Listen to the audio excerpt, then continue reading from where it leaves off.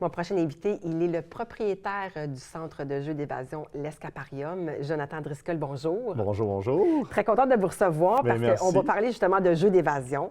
Vous êtes propriétaire du centre à Laval et là, vous venez quand même, vous classez, vos jeux se classent dans le top 10 mondial. C'est pas rien. Et dites-moi, comment on se sent quand nos jeux sont dans le top 10 mondialement, là? C'est incroyable. On était une centaine de personnes qui ont regardé les résultats, la majorité de nos employés et tout ça, et c'était vraiment une soirée émotionnelle, je pourrais dire. 3 jeux dans le top 10, c'est un rêve. J'aurais jamais pensé que ça pourrait arriver, mais aussi le numéro 1 pour deuxième d'année de suite, c'est quelque chose. Oui, c'est ça. On le voit dans votre soirée, là, vous êtes content, vous êtes fiers, parce qu'il faut le dire, c'est vous qui créez vraiment les jeux, là, de toutes pièces de A à Z. Et on crée ça comment, des jeux comme ça? On est inspiré, on a des normes à suivre spécifiquement? Oui, c'est sûr, l'inspiration, ça vient de plusieurs choses. Je te dirais, ça a changé avec les années, mais maintenant, c'est beaucoup les films, je te dirais, et des centres d'attraction comme Disney, Universal, tout ça, qu'on va quasiment à chaque année. Mais tu sais, on essaie vraiment de créer un film puis un sentiment comme si les gens sont des personnages dans un film. Et c'est pour ça que, tu sais, des films, c'est vraiment une grosse influence. Quand que je vais voir un film avec ma femme, je suis là en train de prendre des notes avec des idées que je pourrais avoir pour les jeux, mais on est une équipe de 5 qui crée les jeux. Puis les jeux sont créés 100% au Québec par des Québécois. C'est vraiment cool et puis quelque chose qu'on est très fiers.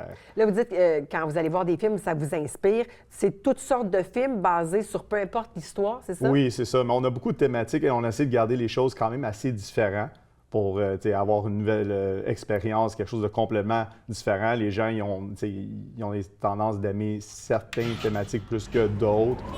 On essaie d'en donner un peu à tout le monde. C'est sûr que ça varie beaucoup avec les films qui vont nous influencer. C'est sûr qu'on va aller regarder certains films pour certains genres de thématiques.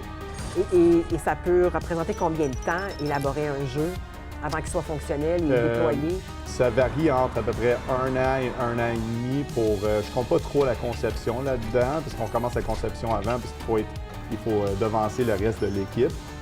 Mais c'est à peu près 1 an et demi, à peu près à une vingtaine de personnes. Fait que vous êtes toujours en création? Toujours. Ça fait 10 ans. On célèbre notre 10 ans là en mars.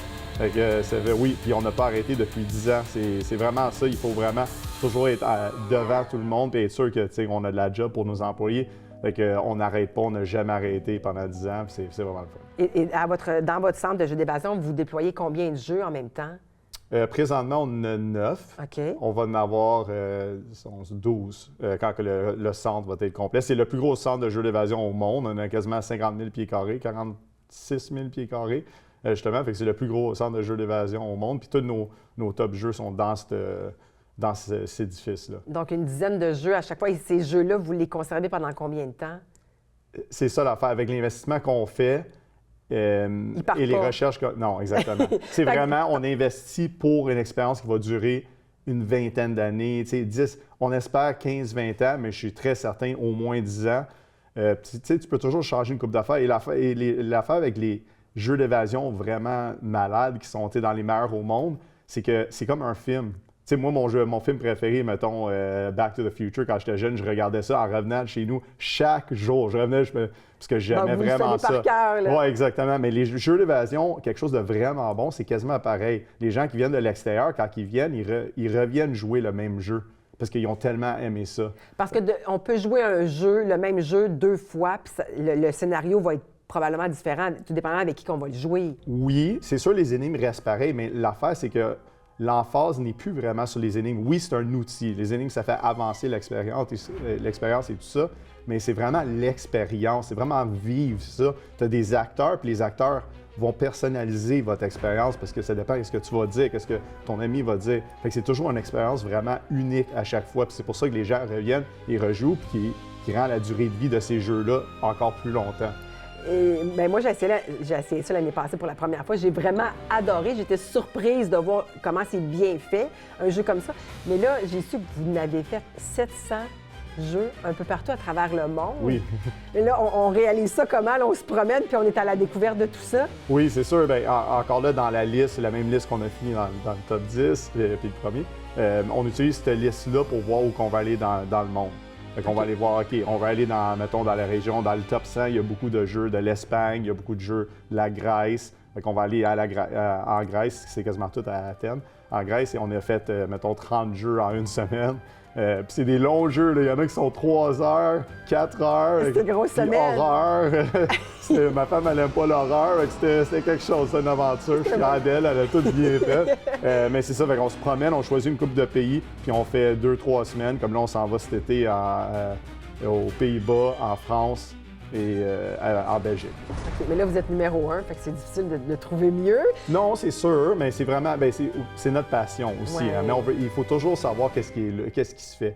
Fait que juste à cause, on n'est pas là juste pour trouver quelque chose qui est meilleur, mais des fois, les gens ont, il y a quand même des bonnes idées, ou sinon, il y a des choses qui sont, on fait un jeu, puis on dit, ah, ça aurait été cool qu'ils auraient fait ça, ou on pensait qu'ils s'allaient faire ça, puis ils l'ont pas fait, puis ça nous donne des idées, ah, mais nous autres, on pourrait faire ça. Fait que, juste, on est obligé de voir ce que les autres font. Et en plus, on est passionné, on adore ça. Et ma fille aussi, elle adore ça. Ma fille, elle a 17 ans, elle va venir avec nous pour la première fois cet été dans un voyage en Europe pour le faire. Fait que quand vous jouez le jeu, vous avez un œil beaucoup plus critique pour voir qu'est-ce qu'on pourrait améliorer, qu'est-ce qu'on pourrait faire. C'est certain. Parce que d'être dans le top 10 mondial, on veut rester là, bien évidemment. Oui, c'est sûr. C'est sûr, sauf que, tu sais, notre objectif, c'est pas, quand on crée un jeu, c'est pas ah, on veut créer ce jeu-là pour être numéro 1. Ouais. On essaie juste de s'améliorer à chaque expérience qu'on fait. Même après que l'expérience est faite, on va revenir sur nos pas et on va changer l'expérience, des choses qui marchent moins ou des choses qui pourraient améliorer. Des fois, ça ne prend pas grand-chose. C'est même juste un changement dans le script ou quelque chose qu'ils font avec les acteurs font avec les clients. Des fois juste des petites choses qui peuvent changer quand même pas mal. Fait qu'on revient toujours, on essaie toujours d'améliorer nos expériences. Et juste rapidement, il y a un nouveau chapitre quand même au niveau que vous allez combiner la restauration thématique aussi, là. Oui, c'est ça. Bien là, justement, avant, on avait comme un resto ludique, un peu à la Randolph, là, avec des jeux de société, puis tu venais du jeu des jeux de société. Mais personnellement, n'importe qui peut faire ça. Je ne dis pas n'importe qui peut faire ça, mais que ça ne représente pas ce qu'on fait. Puis là, plus distinctif. Exact. Mais je veux que quand tu rentres chez nous, il faut vraiment avoir la magie tout de suite en rentrant, qu'il y ait un autre monde, que tu sais, OK, là, on est quelque part d'autre. C'est ça qu'on est en train de faire. C'est vraiment c'est un restaurant, un resto-bar avec, il va y avoir des acteurs, il y a des créatures, un peu à la Rainforest Café aux États-Unis, que tu sais, chaque 5 minutes, il y a quelque chose qui se passe, il va y avoir de l'action. C'est vraiment là, c'est juste aller prendre un verre, ça va être vraiment divertissant. Donc, vous voulez créer une expérience vraiment du début à la fin. Exactement, c'est ça. Donc, on invite les gens à aller à l'Escaparium. Merci beaucoup. Bien, merci à vous.